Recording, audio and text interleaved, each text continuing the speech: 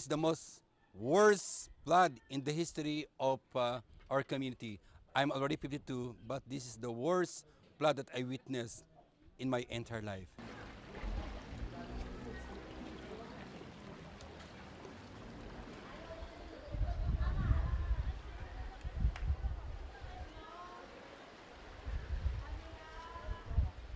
Hindi nga namin malaman kung paano mabubuhay nito. Alang pagkukunan ng